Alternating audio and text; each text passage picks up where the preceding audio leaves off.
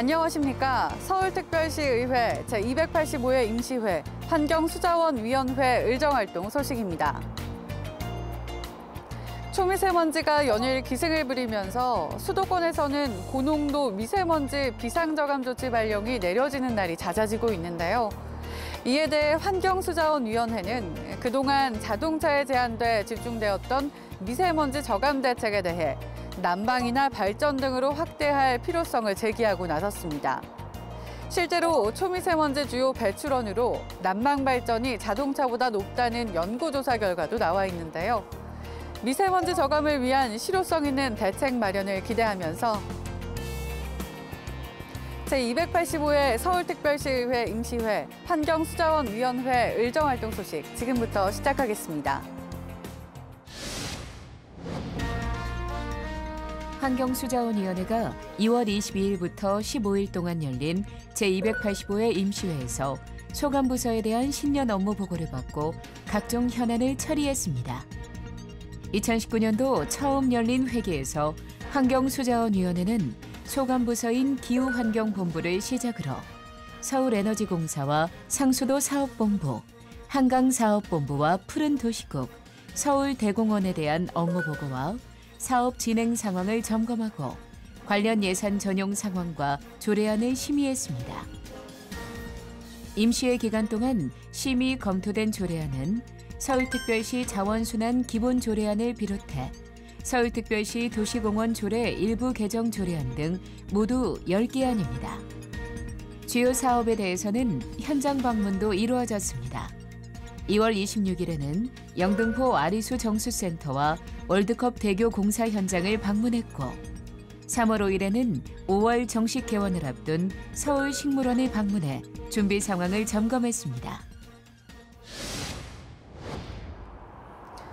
제285회 임시회에서는 지난해 경기도에서 발생한 열수송관 누수 사고를 언급하며 안전사고 예방을 적극 당부하는 한편 태양의 도시 서울을 구현하기 위한 실효성 있는 정책 주문이 이어졌는데요. 그럼 계속해서 환경수자원위원회 의정활동 소식 살펴보겠습니다. 환경수자원위원회가 열 공급 안전대책 강화를 당부했습니다. 환경수자원위원회는 2월 26일 열린 서울에너지공사 소관 주요 업무 보고에서 지난해 발생한 열 수송관 누수 사고를 계기로 시민들이 두려움을 갖고 있는 만큼 열 공급 시설에 대한 안전관리 계획을 철저히 수립할 것을 주문하였습니다. 시민들은 두렵거든요. 그런데 지하에 노후관로는 30년 된 노후관로가 많이 설치되어 있더라. 실제로 서울시의 경우 도로 함몰 발생 원인의 74%가 노후하고 불량한 하수관로 때문이며 전체 관로 중 절반 이상인 50.4%가 노후도가 심각한 30년 이상 된 관로로 알려져 있습니다. 마곡지구 열병합발전시설의 발전 용량 축소화에 대해서는 경제성이 떨어질 수 있다고 지적했습니다. 용량을 늘려서 하기로 했지 않습니까? 네. 그럼 285메가와트면 네. 마곡지구에 충분합니까? 마곡지구 등 서울, 강서, 양천 지역의 지역 난방 중심 여론이 될 마곡 열병합발전소 발전 용량은 최초 60메가와트급에서 출발해 경제성을 이유로 480메가와트까지 키우는 방안이 적극 검토됐으나 허가 및 자금 문제 등의 이유로 285메가와트 규모로만 건설하기로 합의가 이뤄진 바 있습니다. 환경수자원위원회가 서울식물원의 미흡한 개원 준비 상황을 질타했습니다.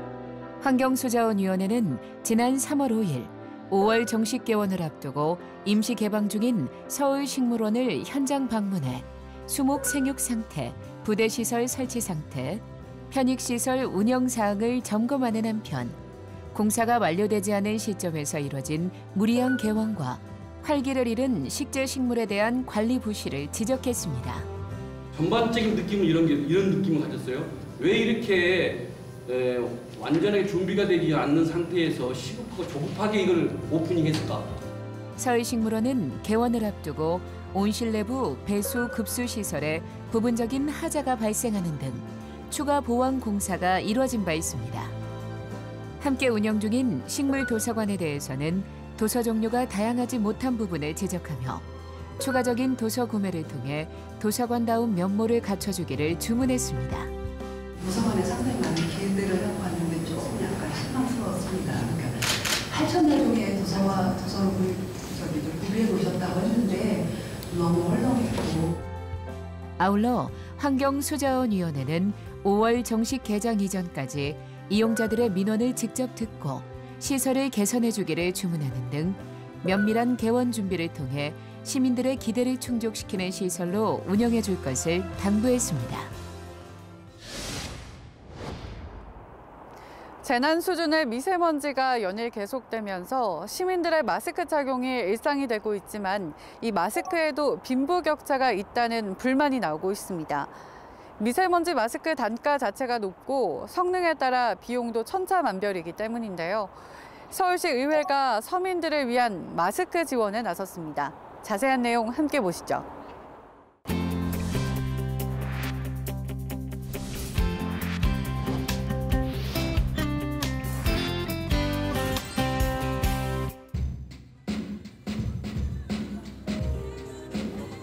미세먼지가 일상이 되면서 이렇게 마스크를 착용한 사람들을 쉽게 만나볼 수 있습니다.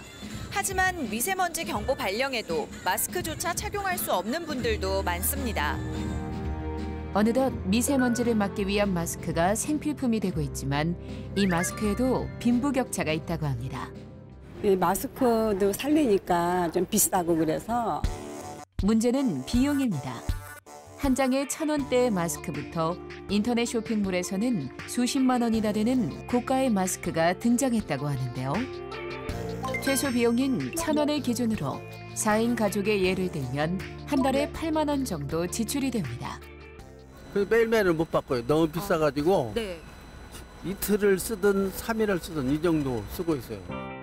가뜩이나 경기 불황으로 더 어려움을 겪고 있는 저소득층에게 미세먼지 마스크는 그림의 떡인 겁니다.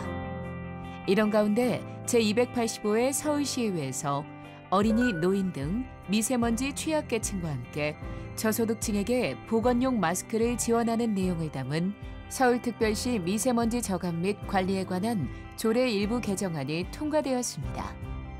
개정안 통과로 어린이집 원아와 유치원생 및 초등학생, 65세 이상 노인 등 취약계층과 국민기초생활보장법상 수급자를 대상으로 보건용 마스크가 무상 지원됩니다. 미세먼지 노출에 치명적인 취약계층과 마스크 구입에 큰 부담을 느낄 수 있는 저소득층에 대한 보건용 마스크 지원을 시작으로 서울 시민 모두 건강할 삶을 영위할 권리가 적극 보호되길 응원하겠습니다. 열 수송관에 대한 문제나 누수 사고를 신고하면 신고 포상금을 받는다는 사실 알고 계신가요? 현재 서울시에서는 관련해 시민 제보를 받고 있는데요. 이에 대한 포상금은 한 건당 10만 원입니다. 사고 발생을 미연에 방지하기 위해 혹시라도 이상이 있다 싶은 부분이 있다면 언제든 제보를 해주시길 부탁드리면서 제285회 서울특별시의회 임시회 환경수자원위원회 의정활동 소식은 여기까지입니다. 시청해주신 여러분 고맙습니다.